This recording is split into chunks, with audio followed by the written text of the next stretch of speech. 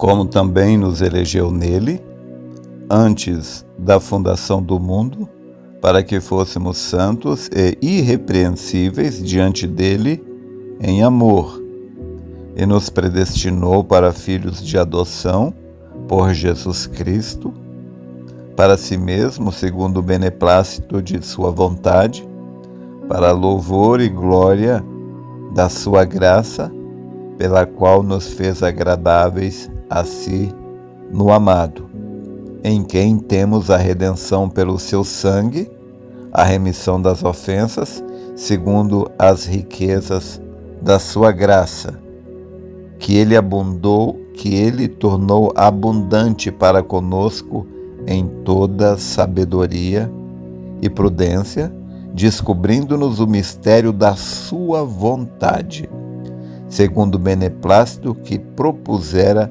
em si mesmo, de tornar a congregar em Cristo todas as coisas, na dispensação da plenitude dos tempos, tanto as que estão nos céus como as que estão na terra.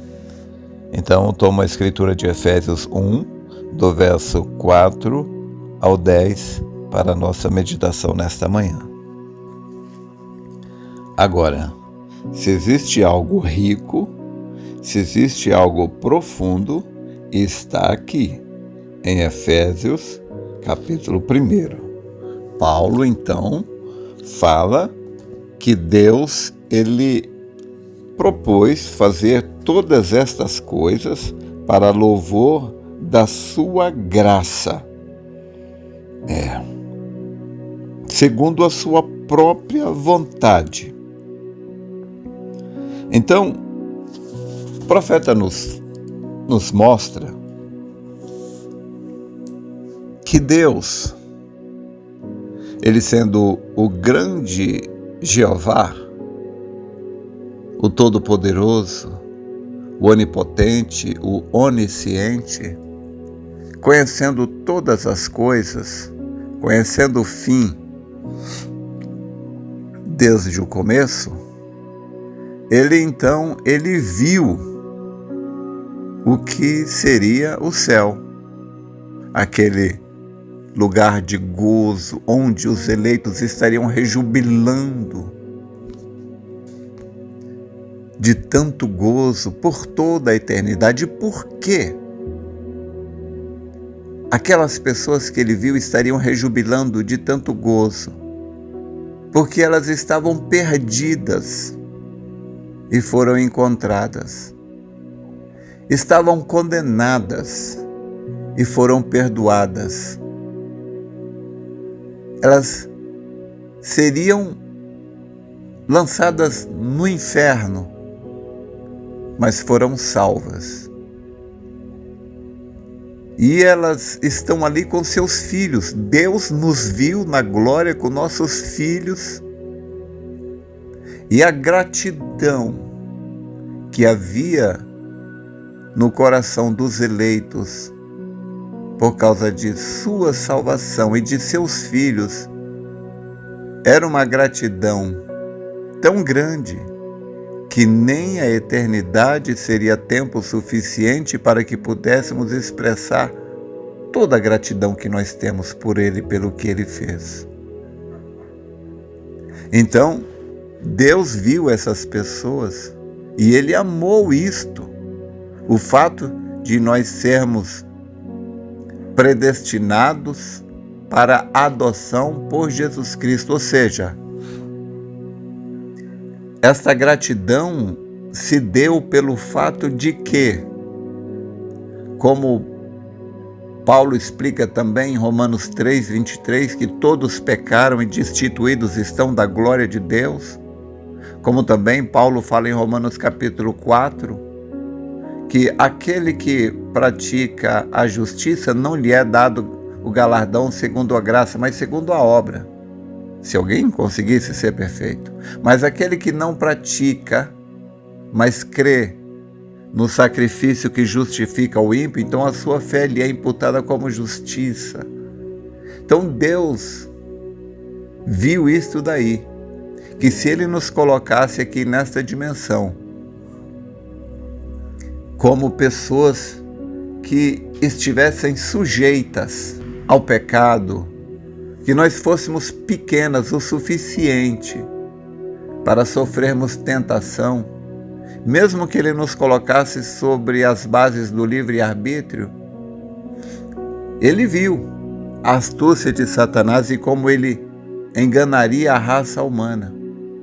Mas ele viu também que algumas pessoas iriam desejar a graça, a misericórdia, o perdão, a salvação.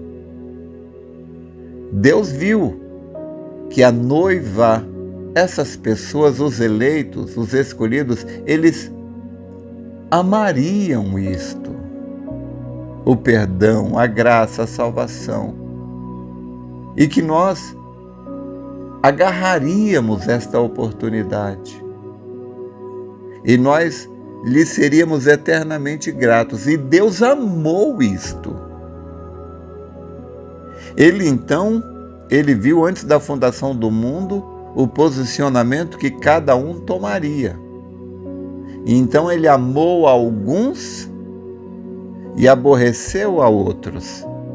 Porque se por um lado ele viu aqueles que aceitariam, abraçariam a grande oferta que ele nos faria, ele derramaria seu próprio sangue, daria a própria vida, ele daria tudo que ele tem, a própria vida. E nós iríamos aceitar isso, agarrar isso. Mas ele viu também que muitos rejeitariam, venderiam a sua primogenitura. Por isso, Paulo disse que Deus amou a Jacó e aborreceu Esaú. Então, Deus nos predestinou. Aquele que Ele viu, Ele amou, Ele justificou, Ele santificou e Ele já glorificou. E então nós viemos aqui ao mundo para sofrermos a adoção por Jesus Cristo. Lembrando que esta adoção não é essa adoção do mundo ocidental, é a adoção a que se refere o mundo oriental, na qual a adoção não era a pessoa pegar uma criança que não é seu filho e adotá-lo civilmente, e a partir daquele dia, por causa do registro em cartório, aquela pessoa, aquela criança se tornaria filho daquele casal, mas só no civil. Não é isso. Não é isso.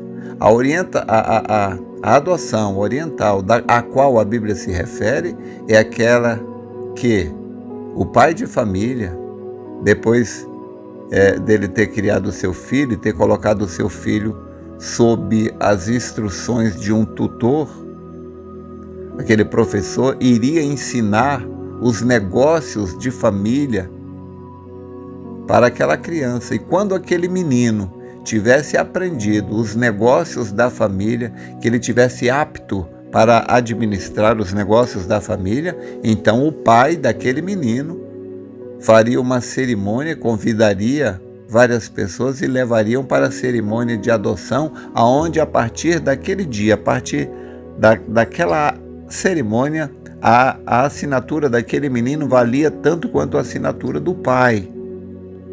Esta é a adoção de que Paulo se refere. Então Jesus Cristo, ele sofreu este processo de testes e provas, e então ele cumpriu a lei e os profetas. E então chegou o dia da cerimônia de adoção e ele convidou Pedro, Tiago e João e levou ali para o Monte da Transfiguração, e ali apareceu Moisés e Elias, a lei e os profetas. Jesus havia cumprido a lei e os profetas.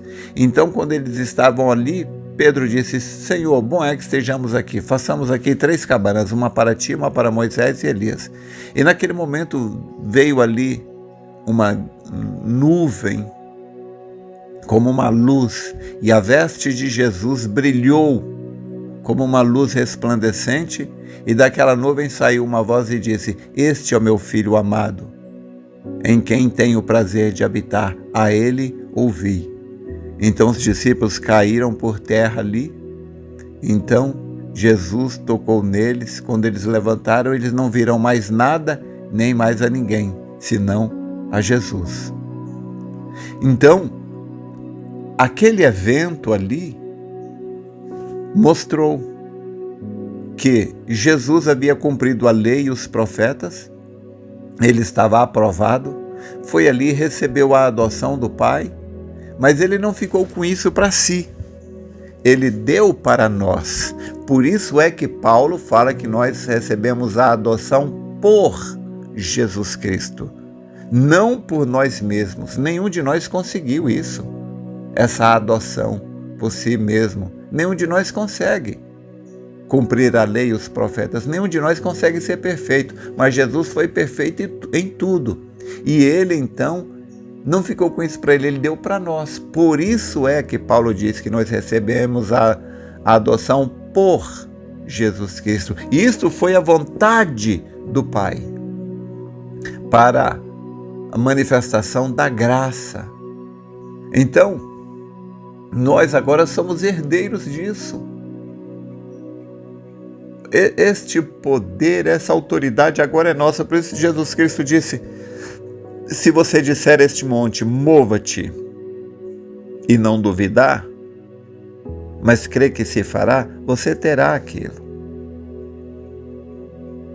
Jesus Cristo disse: em meu nome expulsarão demônios, falarão novas línguas, pegarão nas serpentes, se beberem alguma coisa mortífera, não lhes fará dano algum. E porão as mãos sobre os enfermos e os curarão. É nossa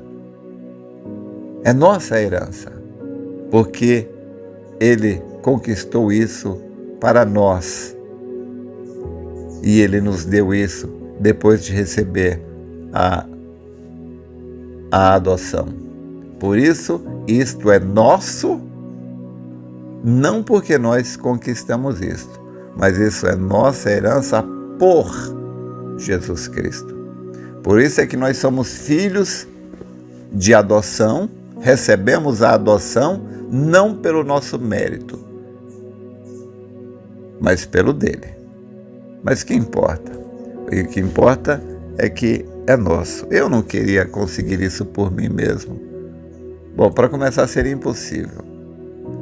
E nós não temos esta presunção de querer ser perfeitos. Eu não quero ser perfeito. Uma vez que a gente tem o entendimento de qual é o plano da redenção, você não quer ser perfeito por si mesmo.